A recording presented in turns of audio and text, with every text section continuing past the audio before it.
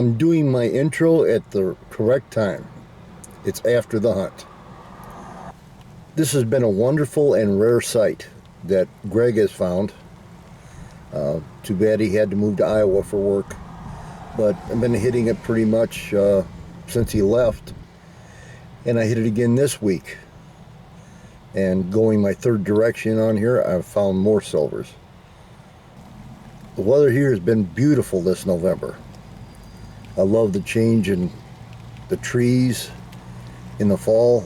It's just beautiful. And like everywhere else in the country, we have 4 wonderful seasons. Summer, fall, my favorite time of year, winter, and Chicagoland road construction.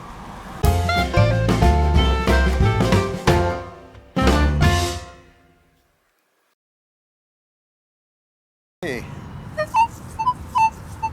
I've got a little peep here. May not be anything, but it's showing 2848.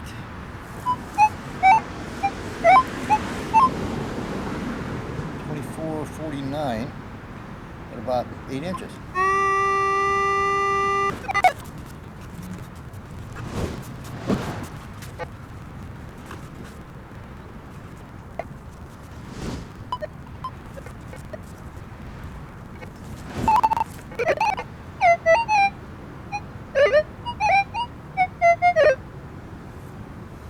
A nail. No, it's a screw. Live dig on a screw.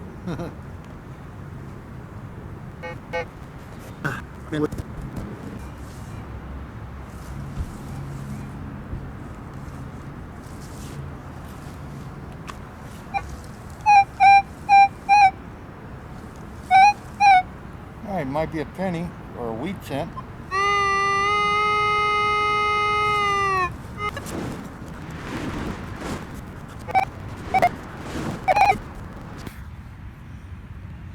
Well, it's not silver. It's just a 1941 wheat cent. Better than a stab wound. We're getting a conductive number, and actually got a 1940, 1941. Wonder if that's wonder if it's trying to tell me it's a wheat cent. Well, it did ring up as 1139, but it isn't a wheat cent. It's a spoiler. A knob for a drawer or something, I guess. I kept getting a signal back and forth. There would go 1940, 1939, 1940, 1941. Well, I was thinking it was probably iron. I dug it up, it wasn't iron, but it was way off. It's a 1928D. You gotta know the Etrac numbers to enjoy that joke. That 12 number is possibly a nickel. I've already dug one. So I'm gonna dig this up and see if it is a nickel. No, not this time. Beaver tail, but I'll dig them every time. Here's a signal that kind of continually changes, making me think that it's probably trash, but 348. See, it's such, at 4 inches deep, it's such a slight tweak with discrimination. It makes me think that it's just junk. But it's tweaking both ways. 1450, barely coming in. But when I go with no discrimination, 750, 1850, 1549. You know, that's piqued my curiosity. I gotta see what it is. Oh yeah, nice big bolt at about 10 inches down. In the far side of the hole, it wasn't centered. All those are indications I'm digging iron, but that one sounded good enough, though. I was taking the chance. Well, I got a penny signal that turned into a dime, then a quarter, then a $half signal, and then I was wishing that I had done a pre-dig video on it until I seen this. It's one of those good luck tokens. It's cool enough though. There's some 1145. Now it comes up good. That's about 8 inches. 44. That's what it's coming with. Try to dig that up, see what that is. All right, I got some good high tones and had some good numbers. Well, now it's coming as penny, but we'll see. 1241 again. That would be depressing if I didn't see a silvery edge here. Yes, silvery edge. I can't tell what it is. Maybe you can guess at it. I'm guessing it's probably a rosy. All right, I cleaned it up a little water, and it's a rare 1944. Not so rare. Philadelphia. Awesome Mercury dime, 90% silver. Squealing high tones that get me excited.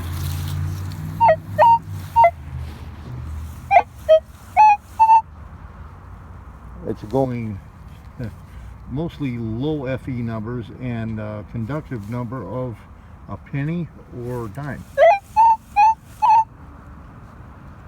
Penny again. I don't pay much attention to the TID numbers, but I do like the high-pitched sound of this one. Alright, now it's showing just penny.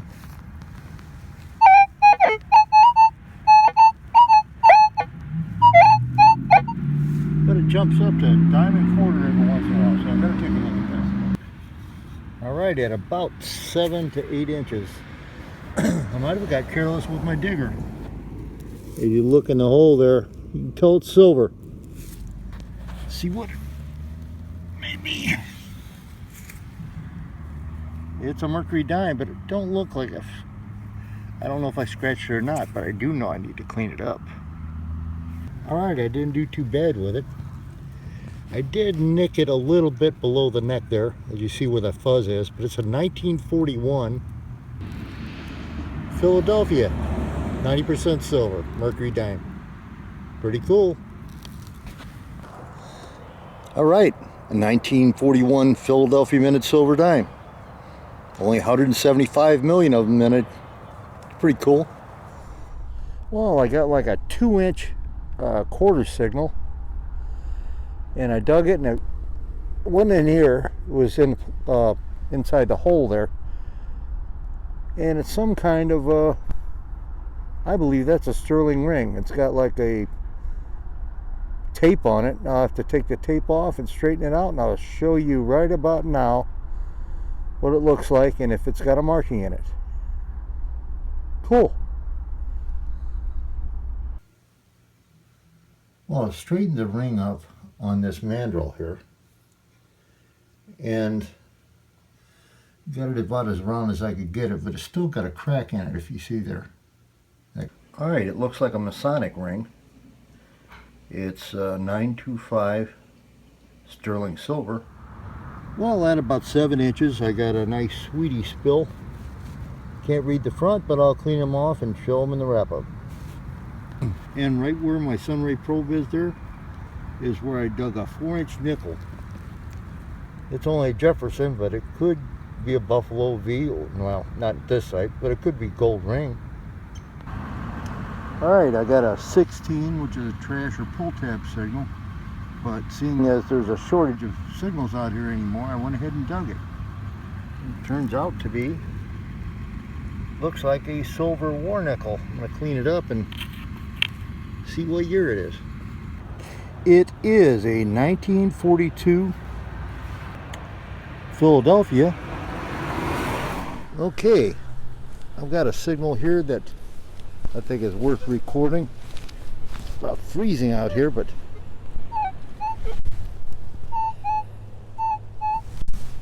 it shows a dime at about 5 to 6 inches.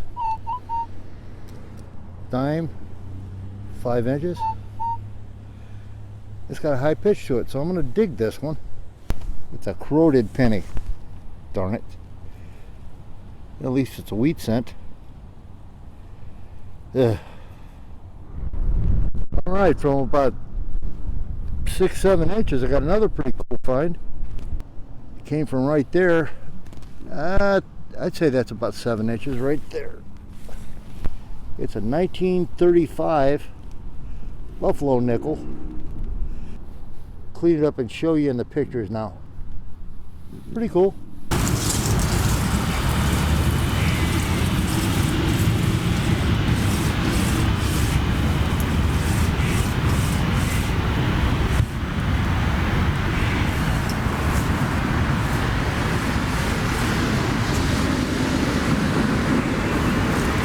And I dug a shallow dime quarter signal and was rewarded with a silver dime. Got my water here, I'm gonna clean it up. Alright, it's a 1948 90% silver Roosevelt dime. Well, yeah, it's got a D mint mark too. Cool, I was about ready to give up on this place. Now look at me. I got that grin on my face.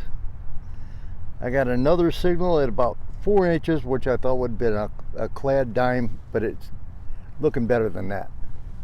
From that depth right there. Where is it? There it is. It's a Rosie 1953 D Roosevelt dime. There's the D mint mark. Awesome, man. I can't believe I got another silver out here. Well, these silvers are getting pretty tough to find now. This may be my last time out here. This week's shout out goes to Digging KC. Jim and his buddy Kenny are out in Kansas City metal detecting house permissions and making a lot of cool finds out there. I will leave a link to his channel at the end of this video and down in the description below, so make sure to check his channel out at the end of this video. Thank you. Okay, I'm going to start my wrap up with the trash. 36 pieces of it. Yeah, I actually tumbled them this time. Why? I don't know. I was bored. But not all are just going to go in the trash bin. Out of the 36, I'm going to save these 6 because this is usable. I save keys, cool lock, I save tokens, and I even save any kind of costume jewelry. This time in the clad department, I didn't dig that many quarters, dimes, or nickels. I only dug 9 quarters, 11 dimes, and 2 nickels, and 76 memorials for a total of, what, $4.21? Okay, here are my wheat cent finds. There's 35 of them there. And if you wonder why these 4 here are darker, I did them different than the rest here. I'll quickly tell you now. All of my memorials and all these shiny wheat cents, I tumble them. In this kind of media you can get off eBay, it's steel. And I squirt about 1/3 of an ounce or so of B52 engine degreaser, which is biologically safe really. But I tumble them for no more than an hour and they come out looking like this. Just 1/3 of an ounce to maybe 1/2 ounce, and fill the rest up with water and then tumble for less than an hour. Very quickly going through the wheat cents, I have 10 here from the 1950s. I have 15 from the 1940s.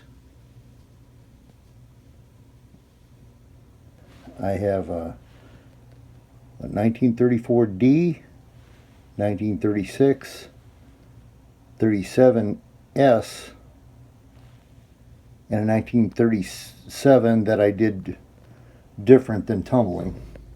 I'll show you that in a minute too. 1920 here, this done differently than this one that was tumbled, and a 1923 there. And the top row is a 1918, 1918, and a 1917. And the way I did these 4 here, all of these except for these 4 were tumbled. These 4 here, I heated up hydrogen peroxide for about 20 to 25 seconds and then let them sit in the hydrogen peroxide, and you could see the It just eats the dirt right off. Then take them out of there and neutralize it. Scrub it with baking soda here, any kind of cheap baking soda. But I don't just use the regular 3% hydrogen peroxide. I use this. It contains 27%. It's Baclosil, or there's other brands, oxidizer you can get any place that sells pool products. And after letting them set and soak in that hot hydrogen peroxide for, about 2 minutes, I guess, I take them out and scrub them with baking soda and then rinse them off, and they come out darker. But if I get a key date, that's what I do with it. And my best finds were this 925 sterling Masonic ring,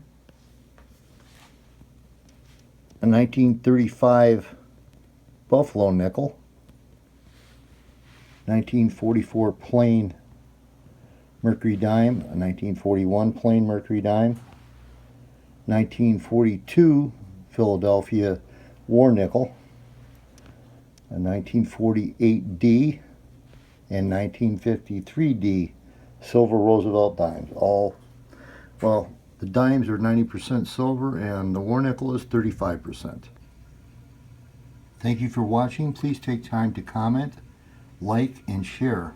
And if you're not subscribed, you might want to hit that button. Now for a link to Digging KC's channel. After you have commented and liked my video, if you click between the red arrows here where it says Digging KC, that'll be a direct link right to his channel. Either that or you can look it up in the description below. Thank you and have a good week.